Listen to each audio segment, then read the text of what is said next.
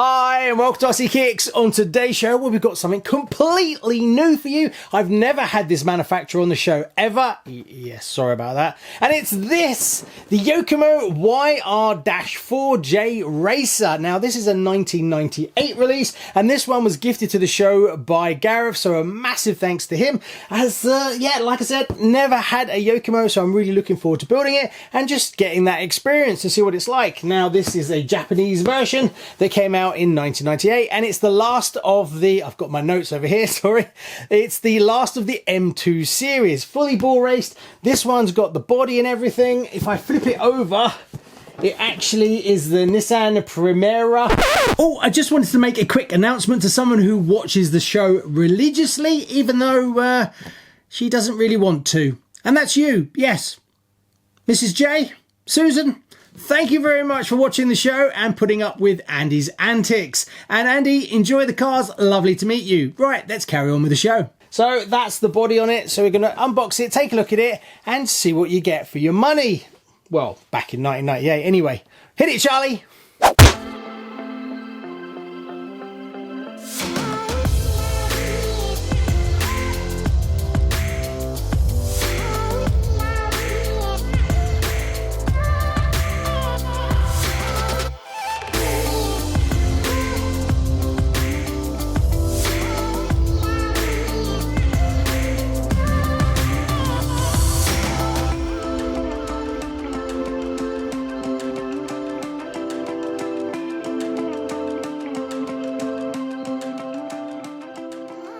Right, so let's open it up and take a look. Now, there isn't much on the box at all, really. There's that little bit at the end, nothing on the back and nothing on the sides either. Just a little sticker on the front. So, pretty underwhelming, really. Right, let's take the lid off.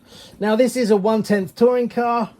And yeah, like I said, 1998. So we're getting on a little bit here. I'd just like to say a massive thank you to all the RCKicks patrons that make this happen. And some of them are so generous, as well as a lot of the viewers that donate cars to the show so I can make the content for you. And this is one of those. So when we open the box, what we're greeted with is some vintage decals. Yes, it's great that I've got everything I need to build a basically brand new version of this.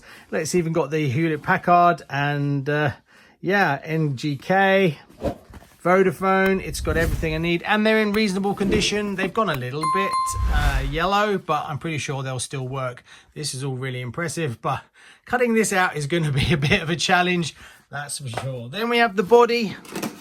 Body looks in great condition, shouldn't be too difficult. As far as I know, I think it's just white. I'm not sure, but we'll have a look. Maybe we can put some effort into it. You can even see it's got a bit of the grills at the front here. Then we've got, it's quite a large box. I guess it's mostly for the actual body. Then there's the rims. Is it open? Yes, it's open. Take a look.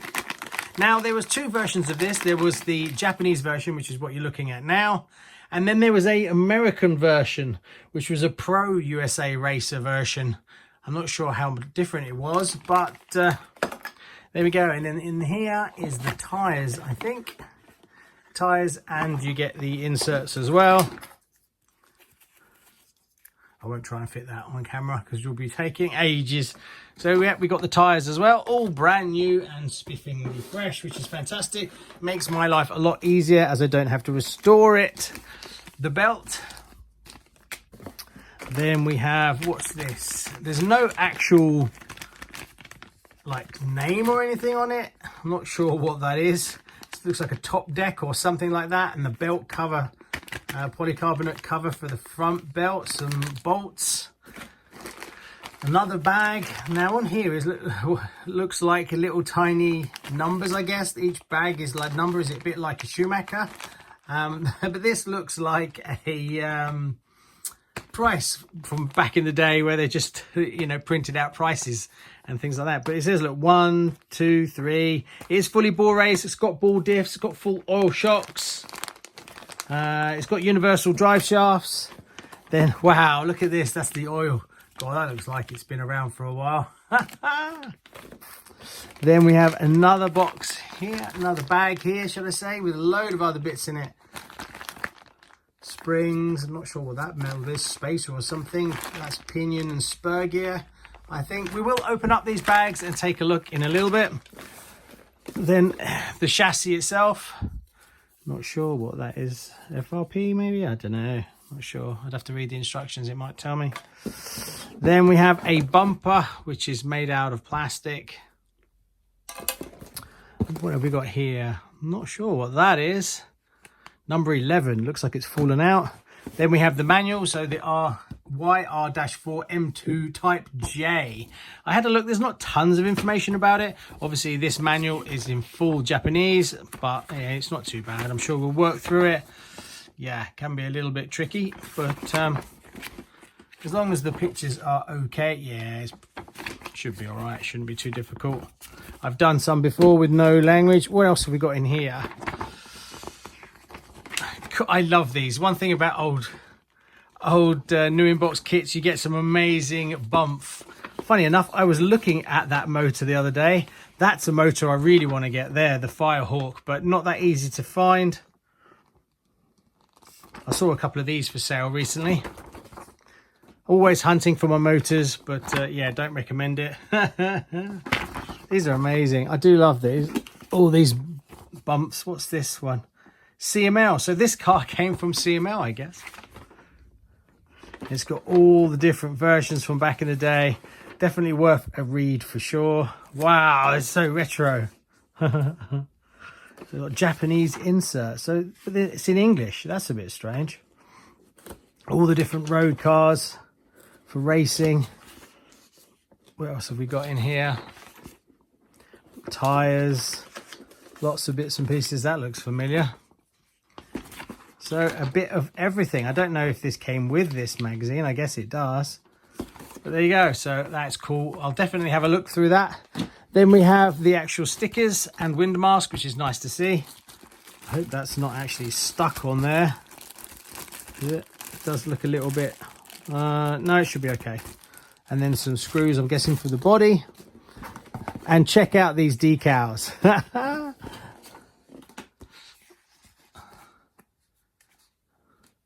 Wow, I love these. These are just stunning. Proper 90s, late 80s, early 90s style. JC Racing wheels.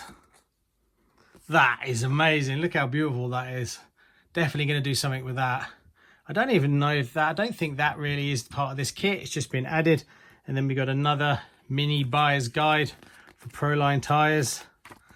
And that is pretty much it. Right, let's cut to a different shot and then we'll unbox these and take a look and see what's inside. Now, I don't want to mix up the bags, so I'll try and keep them separate and then we'll do the second bag afterwards. So let's take a look. They are numbered. So 0 is this one, which is all the bearings, but we have got some bushes here as well. I'm guessing that may be the steering, for instance.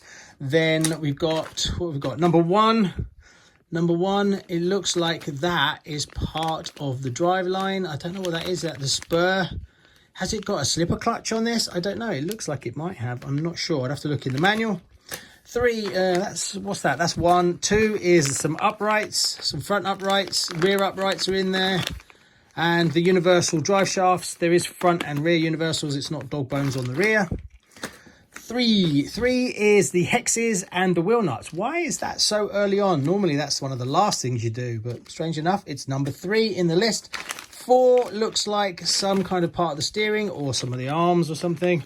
Just some, a bit strange. Maybe part of the steering. I honestly don't know. We'll have to have a look. 5 is the arms, front and rear. So I'm guessing it's not done in like Schumacher. It's just listed because that's the front and rear arms. So, and then the mounts. So, there you go. Completely flat across the bottom, flat across the top as well. That's strange. And number 6, motor mount, motor cage, I guess, some nuts, some screws, sorry. Yeah, motor mount plate, that is pretty thick. And a few other bits and pieces. Number 7 is the ball diffs by the look of it. God, tiny little balls. One thing that surprised me, look, it's got team associated on the grease. It's got 2, you know, I guess that's what, Molly grease maybe and something else. But why team associated in a Yokomo? Comment below if you know why they would do that. And then you've got some of the gear belts one for the front, one for the back, I guess. That's all that's in the first bag. Let's have a look in the second bag. And this is the second bag. So let's open it up and take a look. See what else you get in here. So this looks, oh, that's 11. Let's not jump there. What have we got? Where we are, 13. Oh, 9. There we go. So that looks like the spur gear. Oops, sorry, I'm off to one side. Spur gear is number 9. Number 10. Number 10? No, number 10. That's weird. Number 11 looks like, I don't know what that is. The battery mount, maybe. 11, 12.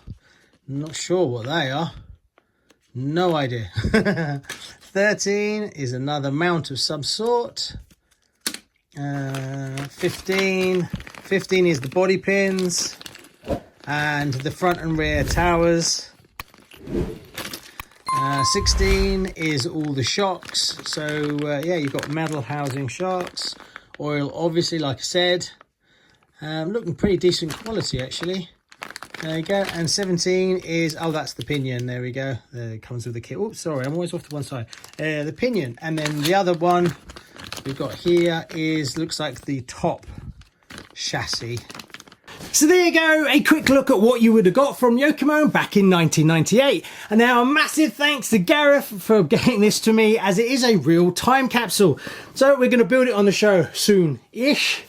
Just like to say a massive thank you to all the RCKicks patrons who helped make this possible. And if you haven't already, head over to the RCKicks Facebook group. I'll put a link in the description, as there's almost 6,000 people in there chatting about all things good with RC. See you on the next one. Bye-bye.